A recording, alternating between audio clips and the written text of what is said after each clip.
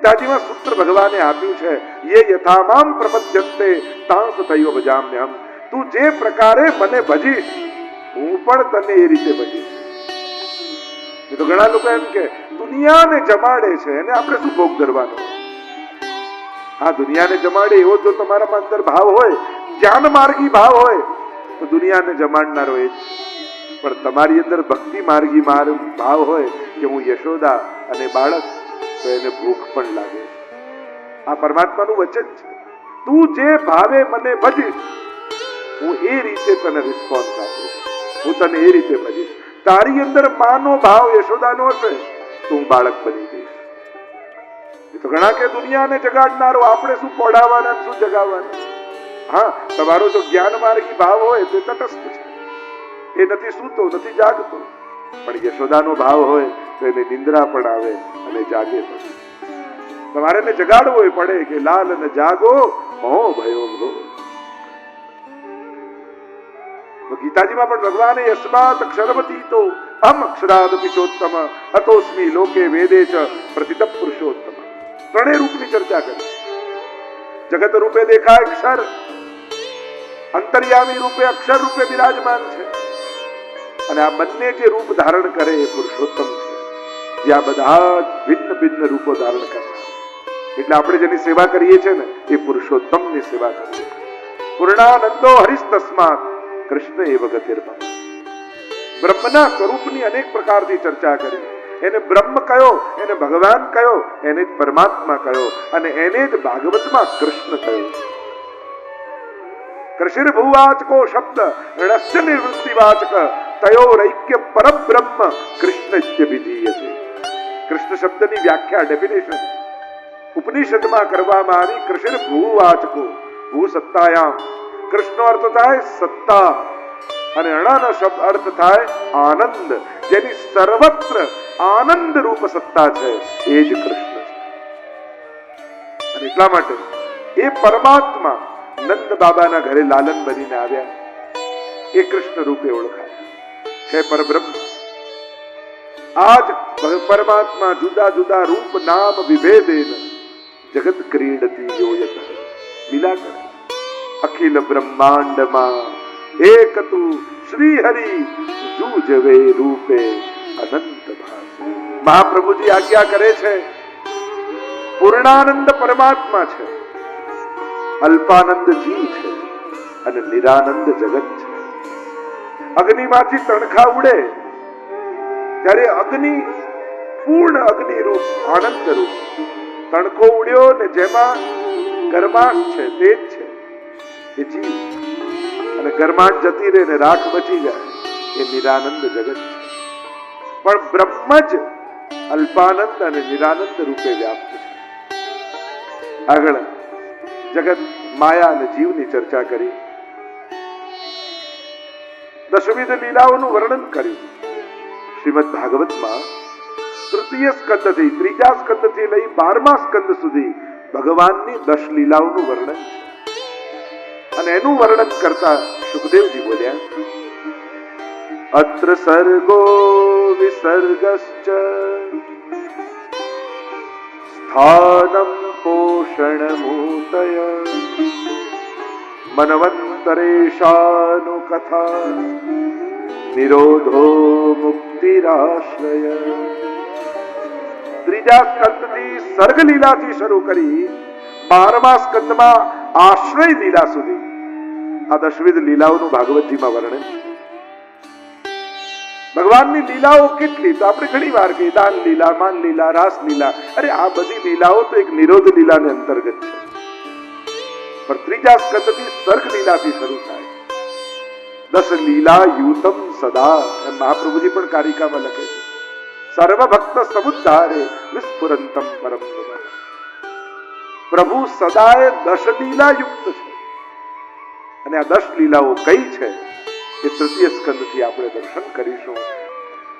સર્જનમ સર્ગ, 33 અધ્યાયમાં સર્ગ લીલાનું વર્ણન કરવામાં આવ્યું. 2 પ્રકારનો સર્ગ છે મહાપ્રભુજી સમજાવે, દૈવી સર્ગ અને આસુરી સર્ગ. બંધ સૃષ્ટિ અને મુક્ત સૃષ્ટિ, દૈવી અને આસુરી 2 મુહૂર્ત પ્રગટાવી હા, દૈવી સર્ગ છે ને આસુરી સર્ગ છે. દુનિયામાં વિવિધતા એ ભગવાનનું સર્જન છે. જુદા જુદા દુનિયામાં લોકો છે જ, એટલે દુનિયાને પરાણે એક કરવાની કોશિશ ન કરો. આ દુનિયામાં ઝઘડા ને ક્લેશ એટલા માટે જ ઉભા થાય છે કે આપણે બધાને પરાણે એક કરવાની કોશિશ કરીએ. ભગવાને રચ્યા જ જુદા જુદા છે. દુનિયામાં શાંતિ લાવવા માટે બધાને એક કરવાની જરૂર નથી. દુનિયામાં શાંતિ લાવવા માટે બીજાના જુદાપણાનો સ્વીકાર કરવાની જરૂર. આપણે પરાણે જે કોશિશ કરીએ કે આ જ માને, આ જ ખાય, આમ જ કરે, આ જ કરે, મારા જેવો બીજો થઈ જાય, એની જે ખોટી મહેનત કરીએ છે ને એના કારણે ક્લેશ વધારે ઉભા થાય છે. જુદાપણાનો સ્વીકાર કરો. હા, સમજ ન હોય એને સમજ આપવી જરૂરી છે, પણ જુદો જ છે એ જુદાપણાનો સ્વીકાર કરો. હવે વિચાર કરો, બધા જ શ્રીનાથજીને માનવા લાગે તો અત્યારે દર્શન કરવામાં તકલીફ પડે, નહીં તો બીજું શું થાય? બધા જુદી જુદી માન્યતા અને જુદો જુદો અધિકાર અને જુદી જુદી શ્રદ્ધા. અને ભગવાન પણ ગીતાજીમાં કહે છે, યો યો યામ યામ તનુમ ભક્ત શ્રદ્ધયા રચિતુમ ઇચ્છતિ તસ્ય તસ્યામ ચલામ શ્રદ્ધામ તામેવ વિધામ્યહમ. જ્યાં જેને માને છે ત્યાં એની શ્રદ્ધા દ્રઢ કરું. વનનેસ કરતા ટુગેધરનેસ વધારે ઉત્તમ છે. કારણ કે બધાને એક કરવા, એક જગ્યાએ ભેગા કરવા અને એક સાથે લાવવાની જે કોશિશ કરશો એનાથી સંઘર્ષો મોટા ઉભા થશે. ઘરે પણ પરિવારમાં ઘણા લોકો કુંડલી મેળવે કે અમારા બંનેના ખબરની ઉતાવળમાં લગ્ન થઈ ગયા, કઈ મેળ જ નથી ખાતો. પણ આ જુદાપણું જ મેળ છે. એક ભાઈ એમના મેરેજ સર્ટિફિકેટ નામ ધારી અડધો કલાકથી જુએ. કોઈ પૂછ્યું આ શું જુએ છે? કે ના એક્સપાયરી ડેટ ગોતું છું. તો કે આમાં ના હોય. જુદાપણું જ મેળાપ છે. આપણે એમ માની એક જ ભાવે એક જ ગમે, ઉલટાનું જુદાપણું જ હોય, એ જ મેળાપ. એટલે જોજો, પતિ બહુ ઉતાવળો હશે તો પત્ની ધીમી હશે, પત્ની ઉતાવળી હશે તો પતિ ધીરો હશે, એનું ગળું ભાવતું અને તીખું ભાવતું હશે. આપણે માનીએ કે મેળાપ એટલે બધું એક સરખું. ના, વિવિધતા જીવનમાં આવે એ જ મેળાપ છે. એનાથી જ જીવનમાં આનંદ છે. ક્યાંક જુદાપણાનો સ્વીકાર કરશો તો શાંતિ આપમેળે પ્રગટ થશે. પણ સુધારવાની મહેનત કરવા જશો એટલે કહું કે તું રોટલી બનાવે છે પણ બા જેવી બનાવે તો તને બરાબર કહું. ત્યારે વહુએ કહ્યું, તમે બાપુજી જેવો લોટ બાંધી આપો તો બા જેવી રોટલી બને.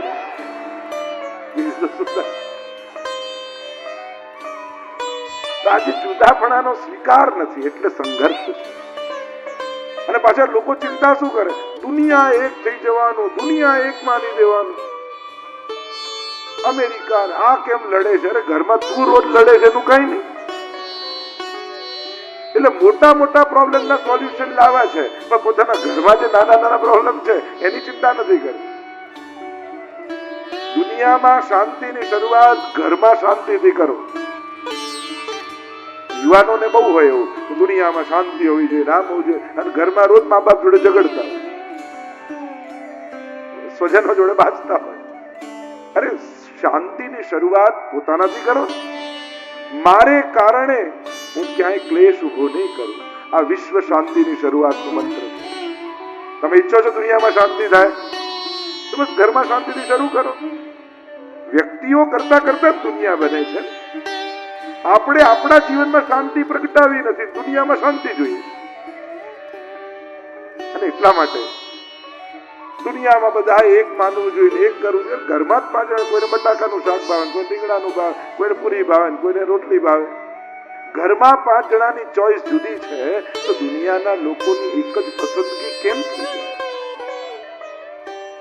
અને દુનિયામાં આને વિરોધ ન માનો કે બધું વિરોધી છે. વિરોધી નથી. ભગવાનના સર્જનમાં વૈવિધ્ય છે. વિવિધતા અને વિરોધ બંનેનો ફરક સમજો. જુદાપણું એ કમજોરી નથી, એ દુનિયાનું સૌંદર્ય છે, એ સુંદરતા છે દુનિયાની. એટલે પોતાનાથી કોઈ જુદો વ્યક્તિ જુઓ, એને સંઘર્ષમય ન માનો. વિચાર જુદા હોઈ શકે પણ એની જોડે વેર બાંધી લેવું જરૂરી થોડી છે. આપણાથી કોઈ જુદું વિચારે એ આપણો વિરોધી થોડી થઈ જાય, એ આપણો દુશ્મન થોડી થઈ જાય. એના વિચાર જુદા છે. અને શ્રેષ્ઠ સમજદાર વ્યક્તિ એ છે જે પોતાનાથી જુદું વિચારનો પણ સ્વીકાર કરી શકે કે હા, જુદા વિચારને તમે સહર્ષ સ્વીકારી શકો છો. શ્રેષ્ઠ સમજદાર વ્યક્તિ એ છે. ભણેલો વ્યક્તિ એ છે.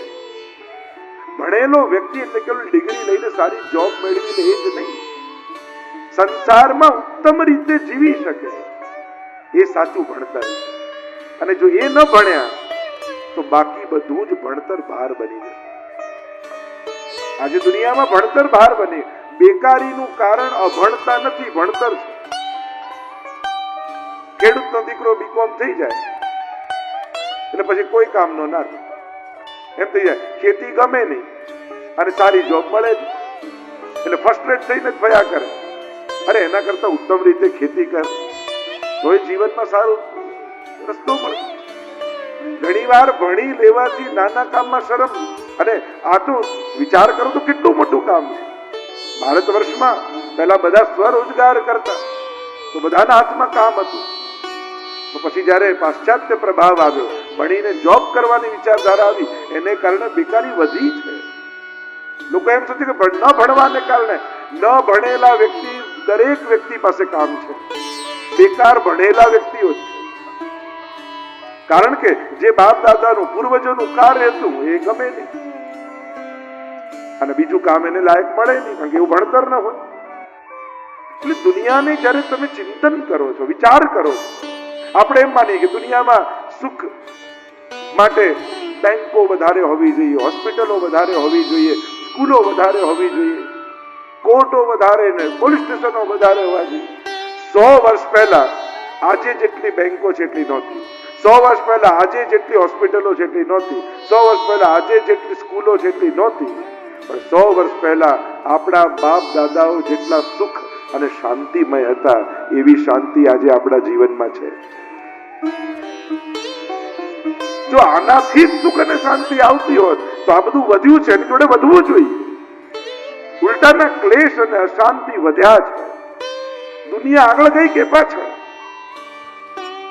250 ની સ્પીડ પર ચાલી શકે એવી કાર છે, પણ 25 વર્ષ પહેલા ઘરથી ઓફિસે જતા 10 મિનિટ લાગતી, આજે એટલો જ રસ્તો કાપતા અડધો કલાક લાગે છે. જો આપણે દુનિયામાં આગળ ગયા કે પાછળ ગયા?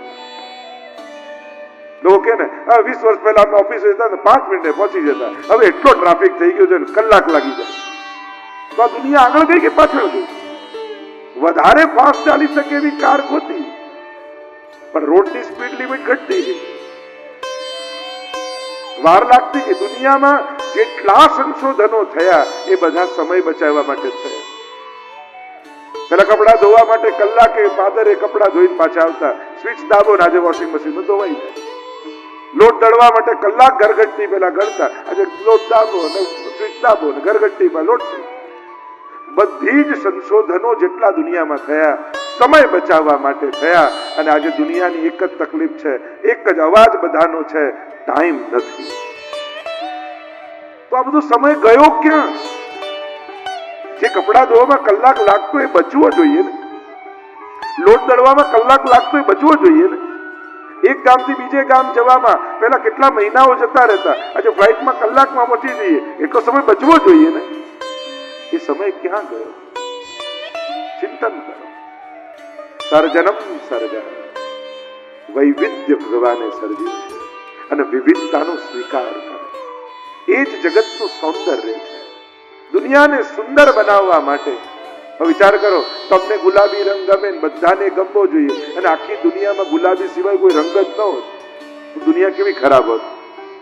આ જુદા જુદા રંગો જુદા જુદાને ગમે છે અને એનું રીઝન એ ન હોય.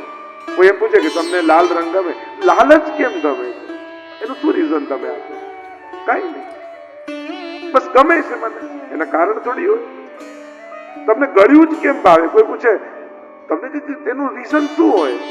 તમે શું રીઝન આપો? બસ ગમે. આ તો ગીતાજીમાં ભગવાન પ્રકૃતિ તરફ લઈ જાય છે કે જેની જેવી પ્રકૃતિ એવી પસંદગી, એવા કર્મો. કોઈ તત્વજ્ઞાન છે એની પાછળ. કે તમે આજે આવા છો તો આવા જ કેમ છો? તમે તમોગુણ પ્રધાન છો, રજોગુણ પ્રધાન છો, સત્વ પ્રધાન છો. એની પાછળ શું કારણ? હોસ્પિટલમાં 5 બાળકો એક સાથે જન્મ લે, બધાના બોડી પાર્ટ સેમ ફંક્શન કરતા હોય, છતાંય કોઈ ક્રોધી હોય, કોઈ ઉદાર હોય, કોઈ લોભી હોય, કોઈ હસમુખ હોય. આ જુદી જુદી પ્રકૃતિ માણસમાં ક્યાંથી આવે? નહીં તો બોડી પાર્ટ ફંક્શન તમે ચેક કરો તો બધાના સેમ હોય. એ રીતે જ હાર્ટ ફંક્શન કરતું, એ રીતે કિડની કામ કરતી હોય, છતાંય જુદી જુદી પ્રકૃતિ લઈને માણસ આવે. સર્જનમ સર્ગ